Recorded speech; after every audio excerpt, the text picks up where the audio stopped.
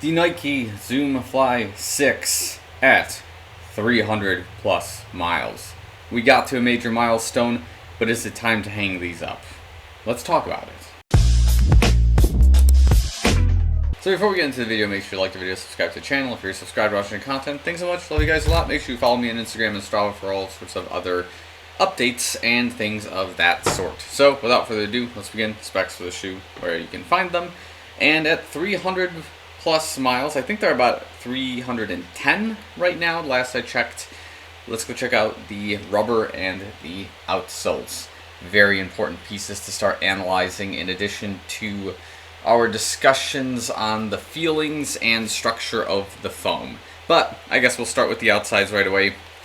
Common trend across my running shoes, as you'll also see in the Vomero 18s when we talk about them a little bit later, is two things, right? Number one, the conditions of where I'm running with these shoes have slightly changed, right? So I'm not just like on general road anymore. I'm on more repaved, somewhat tarmac sort of track surfaces now, because I'm using this shoe on more of my actual like speed / track workouts in that case. So you're going to see a lot of smoothing of different elements in the shoe, right?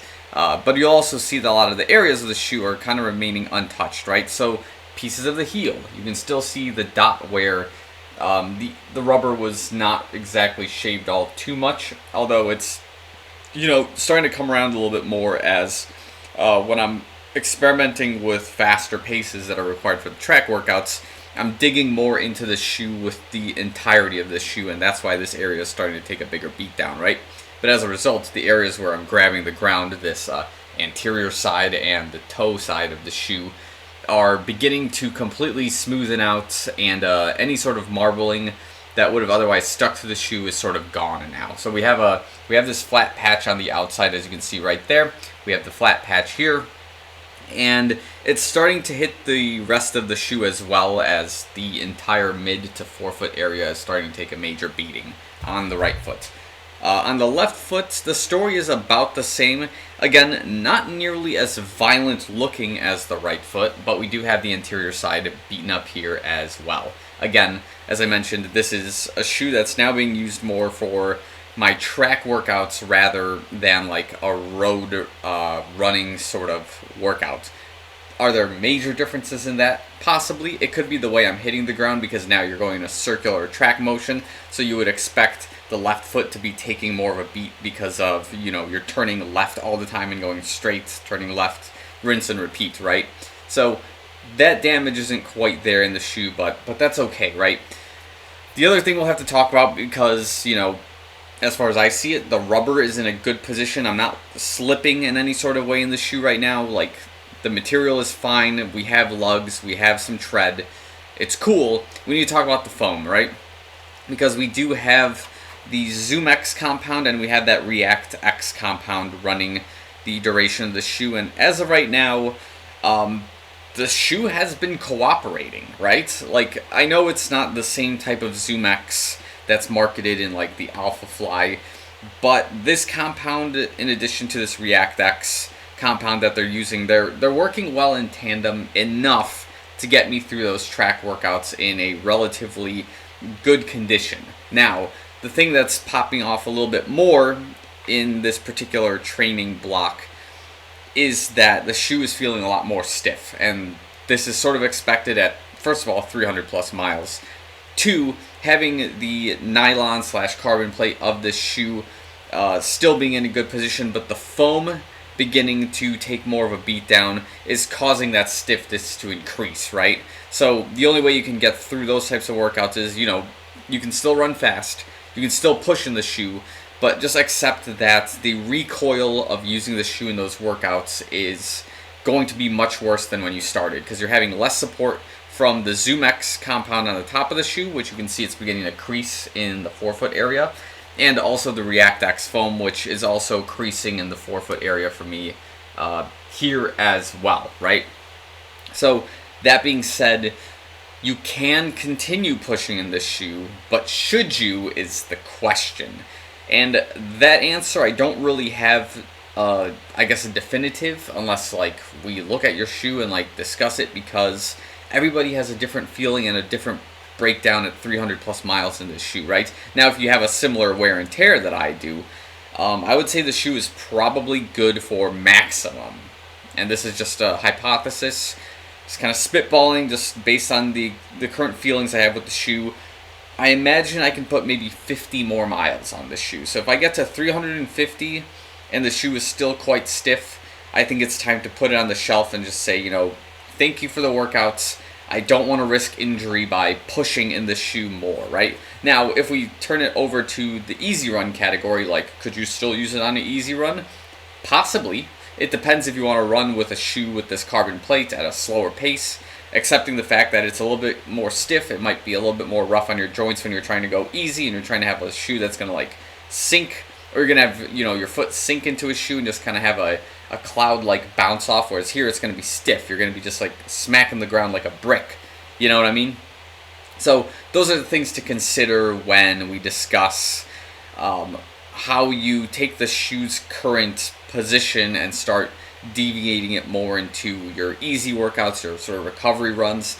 And I think I just probably stand by this. Like, at no point should you be using a carbon plate shoe for like a recovery run. You know, again, it's up to you totally. If you want to practice with a carbon plate shoe 100% of the time, you know, more power to you, right? But I just don't think that's the approach for a recovery run.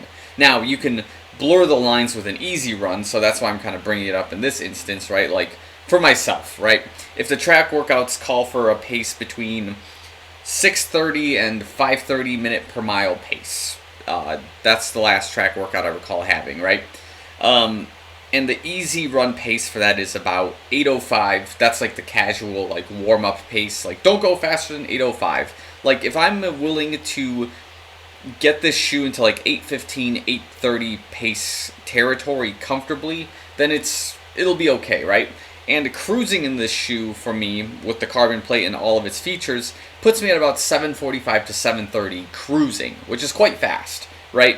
So it's not good if you're trying to intentionally run slower to build that zone 2 aerobic base, but if you're willing to just go at the pace that feels good in the shoe, which goes into like 7:30 pace for myself, it might be a little bit fast, and you might want to use that for a little bit later on in your training block as you start building more fitness and your everyday pace, you know, I guess evolves or levels up from 8:05 to like 7:55 or 7:45, depending on, you know, what your current trajectory is in terms of running plan.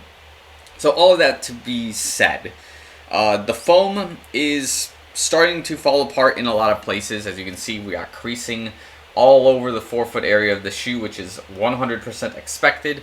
The carbon plate is in good shape overall. It's not perfect, but it's there. It's not cracked. It's not broken. The outsole rubber and foam structures are definitely a lot more beat than normal, which again is expected and is currently tolerable enough where you can keep using it for another 50 miles or so.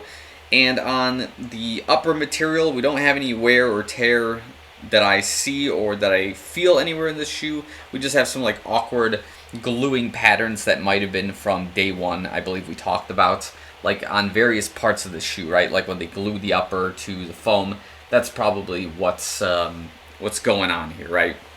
So all in all, 300 plus miles. The shoe has been cooperating with me. It's been helping me keep my speed workouts fast. I've been able to rely on this shoe to get me through those workouts. And I think at this time, the lifespan for this shoe is going to be coming up soon, just not yet, which is a good problem, right? I can still have some time to peruse other everyday racer shoes or sort of my speed workout material pieces in the lineup, so that gives me time to obviously ask you guys, what kind of speed workout shoes do you recommend I try out for this channel? Or do you have a speed workout shoe you use and you just say, hey, listen, if you're training for a sub-3 marathon, I recommend that shoe, right? So we're talking like the Nike Zoom Fly 6, we're talking like the Adidas Adios Pro 3, the Boston 11 when I had it. Like, that's the shoe I'm talking about. It's the carbon plate shoe that's the step down from the Racer. Sound those off in the comments. If you have one that I should really try out, let's talk about it, right? I know like the Cloud Monster was one of the ones I was trying to try from on. Maybe this year's model they fixed the issue with the heel. If so, I'm going to try to buy it again because that shoe had so much potential, guys. Like, I can't even believe it. Like, I want to get that shoe with the entire heel portion of it cut off. Just, that's all I'm saying, right? But, okay. We'll leave it at that. So, any other questions, thoughts, comments, concerns, leave them in the comments below. If you have any constructive thoughts or objections to anything I said on the shoe, again, let me know. Let's talk about it. Just, again, this is my experience at 300 plus miles with this particular piece. And it's sure taken a beating, but I am still pleasantly surprised that Nike has put in a shoe that doesn't feel like total garbage at this stage of the game. So we'll leave it at that. Thanks again for watching. I'll see you guys in the next one.